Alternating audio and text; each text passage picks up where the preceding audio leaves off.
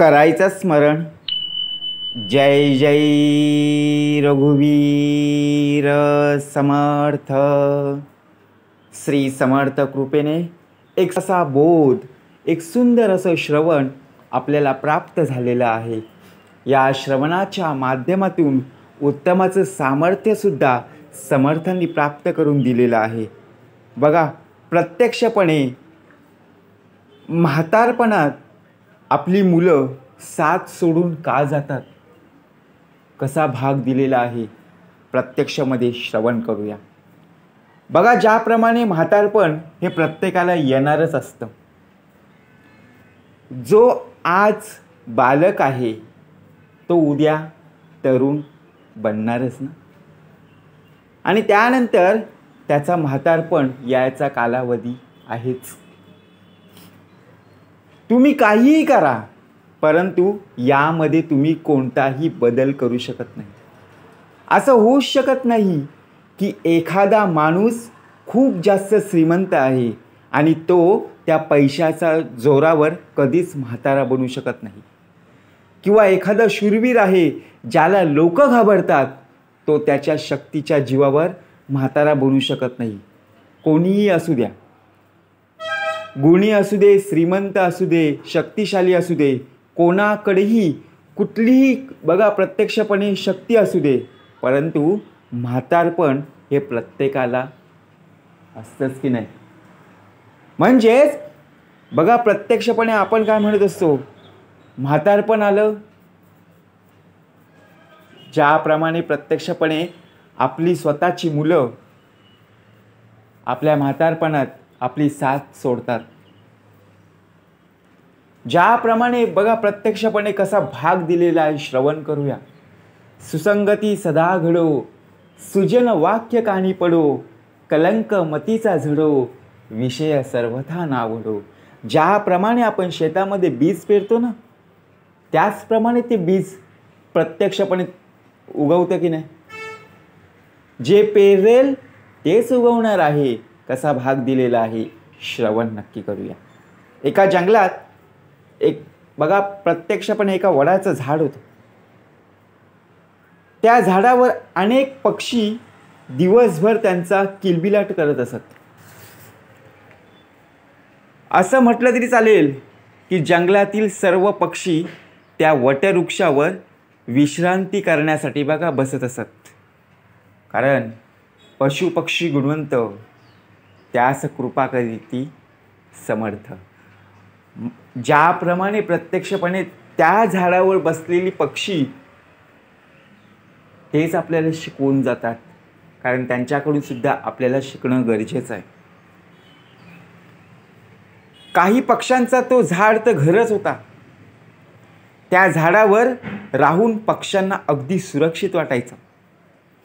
असं म्हटलं जातं की एखाद्या ठिकाणी किंवा एखाद्या व्यक्तीसोबत आपण जास्त वेळासाठी राहिलो तर त्या माणसासोबत किंवा त्या जागेवर आपला मोह वाढू लागतो. त्याचप्रमाणे त्या वटवृक्षावर राहणाऱ्या पक्ष्यांसोबत सुद्धा अगदी तसंच घडलं. त्या वटवृक्षासोबत त्या पक्ष्यांचा मोह खूप जास्त वाढला. एकेवेळी बघा जंगलामध्ये दुष्काळ पडला. कित्येक वर्ष पाऊस पडलाच नाही. जंगलातील सर्व झाडं सुकायला लागली. त्याचबरोबर तो वटवृक्ष अनेक वर्ष पाणी नसल्यामुळे सुकायला लागला.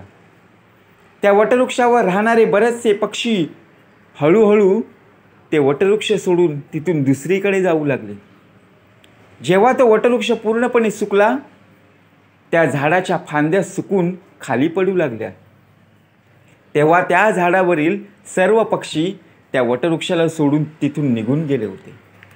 फक्त एक बघा म्हातारा गिधाड बघा त्या झाडावर राहिला होता. त्याने पाहिलं की झाडावर राहणारे सर्व पक्षी एक एक करून तिथून निघून गेले आहेत. काही पक्ष्यांनी त्या म्हाताऱ्या गिधाडाला सुद्धा त्यांच्यासोबत येण्यास सांगितले होते, परंतु गिधाडाने तिथून जाण्यास नकार दिला.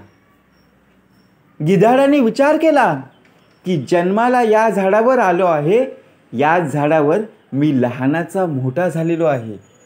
जीवनातील सर्व सुखदुःख मला या झाडाने दिले आहेत आणि आज याच्यावर मोठे संकट आले आहे.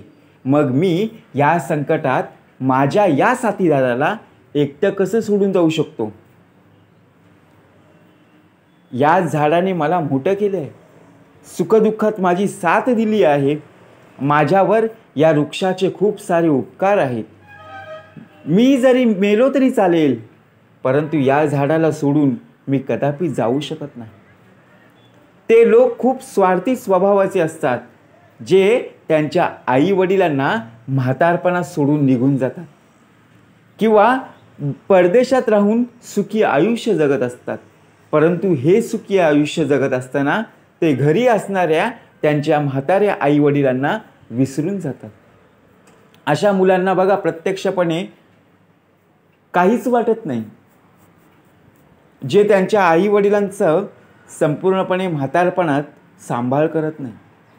विचार करा, जेव्हा तुम्ही लहान होता, तुम्हाला चालायला सुद्धा जमत नव्हतं, तेव्हा तुमच्या आई वडिलांनी तुम्हाला एकटं सोडलं होतं का? नाही ना. मग जेव्हा तुम्ही आजारी पडलात, तेव्हा पूर्ण रात्र जागून आई वडिलांनी तुमची सेवा केली ना. ते तुम्हाला एकटे सोडून कुठे गेले का? नाही ना. तुम्ही एखाद्या संकटात अडकला असाल तर त्यांनी तुम्हाला कधीच एकटं सोडलं नाही. जेव्हा त्यांच्या मनात एखादी चांगली गोष्ट खाण्याची इच्छा झाली, तेव्हा त्यांनी ती गोष्ट तुम्हाला सोडून एकट्याने खाल्ली का? नाही. आज ते वयस्कर झाले आहेत, म्हातारे झाले आहेत, तर तुम्हाला त्यांचा तिरस्कार वाटतोय. तुमच्यासाठी त्यांनी एवढं केलं आहे की परंतु तुम्ही त्यांना मात्र सोडून दुसरीकडे जात आहात. त्यांना आधार द्यायचा सोडून तुम्ही त्यांच्यापासून दूर जात आहात. गिधाडाने मरेपर्यंत त्या वटवृक्षाची साथ सोडण्याचा निर्णय केला. बघा, काही दिवस आणखी गेले. त्यानंतर त्या वृक्षाची परिस्थिती खूपच खराब झाली.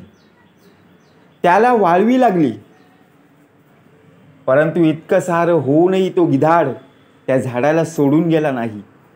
दिवसभर इकडे तिकडे फिरून त्याच्या भोजनाची तो व्यवस्था करत असे आणि संध्याकाळ झाल्यावर त्या वटवृक्षावर येऊन आराम करत असे.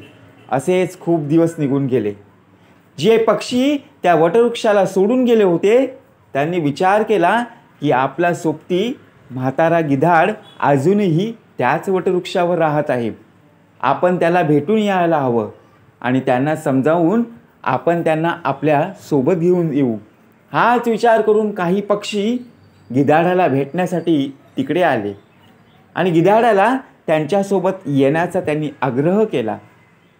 ते म्हणू लागले, गिधाड, तुम्ही अजूनही या सुकलेल्या झाडावर का राहतात? या वृक्षांचं जीवन आता संपलेलं आहे. मरणाऱ्याला बघा, प्रत्यक्षपणे मरणाऱ्यासोबत मरणं हे तर पूर्णपणे वेडेपणाचं लक्षण आहे. हा झाड पूर्णपणे सुकला आहे. याला वाळवीसुद्धा लागलेली आहे.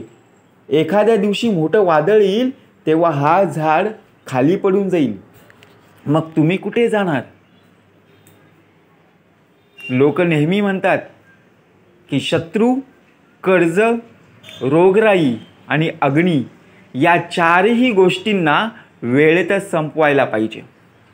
आणि जो मनुष्य या चार गोष्टींना वेळेत संपवत नाही, त्याला एके दिवशी आयुष्याला मुकावं लागू शकतं.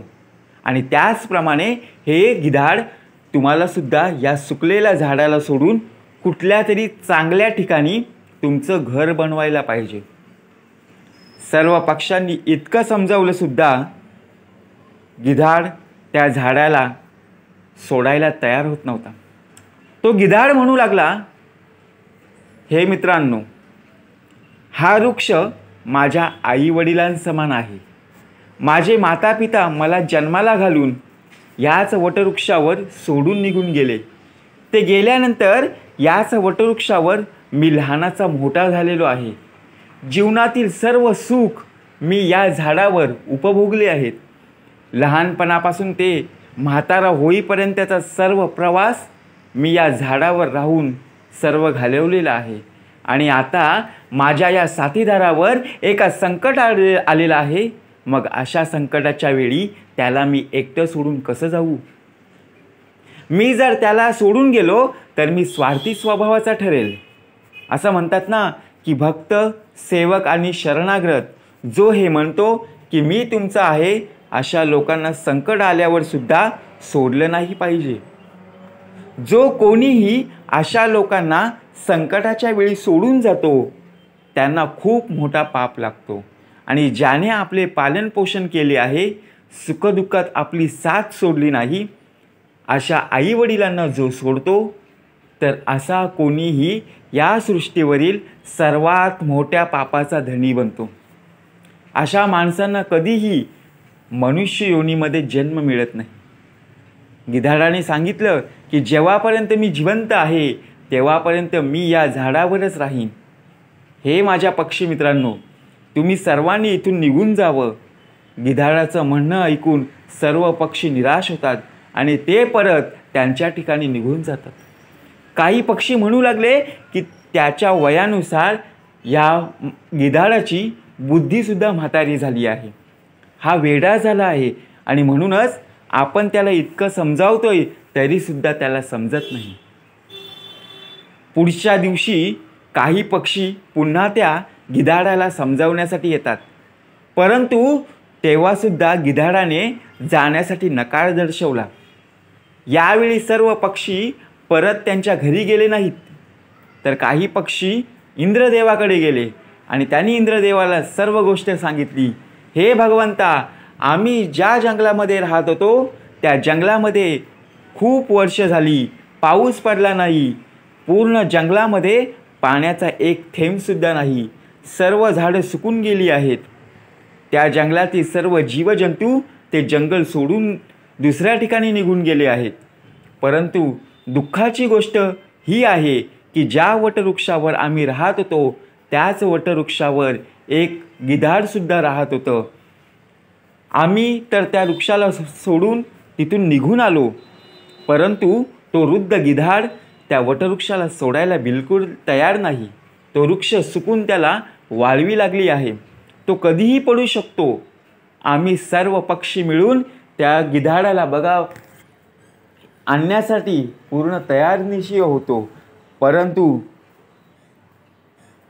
आम्ही सर्व पक्षी मिळूनसुद्धा त्या वृद्ध गिधाडाला समजावण्यासाठी तिकडे गेलो, परंतु तरीही तो गिधाड आमचं ऐकायला तयार नाही. त्यांचं म्हणणं हेच आहे की मरेपर्यंत ते या वटवृक्षाची साथ सोडणार नाही. म्हणूनच हे भगवंता, आम्ही तुमच्याजवळ आलेलो आहोत. तुम्ही स्वयं आमच्यासोबत चला आणि या वृद्ध गिधाडाला समजावून सांगा. कदाचित ते तुमचं म्हणणं ऐकतील. पक्ष्यांची मागणी इंद्रदेवाने ऐकली आणि त्यानंतर इंद्रदेव त्या पक्ष्यांसोबत त्या जंगलात जाऊन त्या वृद्ध गिधाडाला समजावू लागतात. हे गिर्धराज, मी इंद्रदेव, बघा देवराज इंद्र तुम्हाला समजावण्यासाठी आलेलो आहे. हा वृक्ष आता बघा प्रत्यक्षपणे कधीही पडू शकतो. याच्यावर सावलीसाठी एक सुद्धा पान शिल्लक राहिला नाही आणि तुम्ही सुद्धा खूप म्हातारे झाला आहात. कधी हा वृक्ष जर खाली पडला तर तुमचा मृत्यू होऊ शकतो. आणि म्हणूनच या वृक्षाला सोडून तुम्ही एखाद्या सुरक्षित ठिकाणी निघून जा. इंद्रदेवाचं म्हणणं ऐकून वृद्ध गिधाड म्हणू लागले, हे भगवंता, मला एक गोष्ट सांगा. जेव्हा माझा जन्म झाला तेव्हा माझे आईवडील मला याच वृक्षावर सोडून निघून गेले. मी जेव्हा असहाय्य होतो तेव्हा याच वटवृक्षाने मला लहानाचं मोठं केलं. माझं संपूर्णपणे बालपण याच वटवृक्षावर गेले आहे.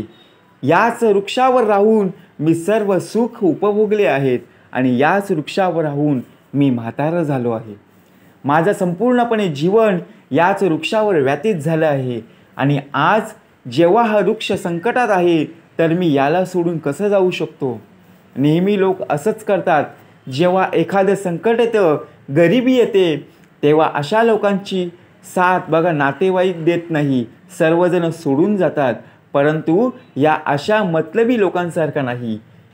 मी माझ्या शेवटच्या श्वासापर्यंत या वृक्षाची साथ सोडणार नाही. वृद्ध गिधाडाचं संपूर्णपणे झाडाबद्दल एवढं प्रेम पाहून इंद्रदेव खुश होतात. ते म्हणतात, हे वृद्ध गिधाडा, मी तुम्हाला एक वरदान देऊ इच्छितो. तुम्ही मागा, तुम्हाला काय हवंय. तेव्हा वृद्ध गिधाड म्हणतो, हे भगवंता, जर तुम्हाला वरदान द्यायचंच आहे तर मला नका देऊ, या वटवृक्षाला वरदान द्या. तुमच्या वरदानामुळे हा वटवृक्ष पुन्हा पूर्वीसारखा हिरवागार होऊ द्या. याचं आयुष्य वाढू द्या. मी तर तसाही म्हातारा झालेलो आहे. माझं आता आयुष्य काहीच दिवस शिल्लक राहिलेलं आहे. माझ्यानंतर या वृक्षाच्या सावलीमध्ये हजारो पक्षी त्यांचे सुखी जीवन जगू शकतील. सगळ्यांचं चांगलं झालं तर मला देखील आनंद होईल. गिधाड्याचं म्हणणं ऐकून इंद्रदेवाने त्या वटवृक्षाला पूर्णपणे पुन्हा हिरवागार केलं. पूर्ण जंगलामध्ये पाऊस पडला. जंगलातील सर्व झाडं पुन्हा हिरवीगार झाली.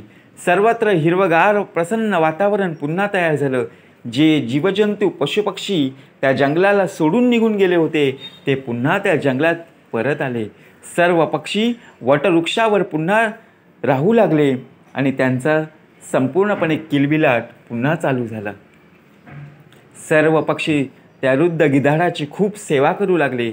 त्यांच्यासाठी अन्न पाणी सर्व काही ते आणून देत होते. अशा प्रकारे त्या वृद्ध गिधाडाचं उर्वरित आयुष्य अगदी सुखपूर्वक व्यतीत झालं. आपल्याला सुद्धा या गोष्टी महत्त्व बघा, एक बोध आपल्याला समर्थांनी दिलेला आहे. संकट काळात कधीही आपल्या माणसांची साथ सोडायला नाही पाहिजे. आपल्याला जन्म देणाऱ्या आणि आपले पालनपोषण करणाऱ्या आईवडिलांची साथ तर आपण बिलकुलच सोडायला नाही पाहिजे. ते तुमचे जन्मदाते आहेत,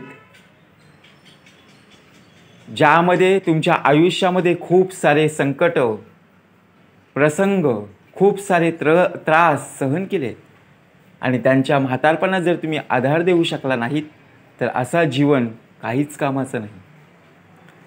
म्हणून समर्थ म्हणाले, मातृदेवो भव, पितृदेवो भव, देवो भव आणि अतिथी देवो भव. हे 4 स्तंभ आपल्यासाठी महत्त्वाचे आहेत.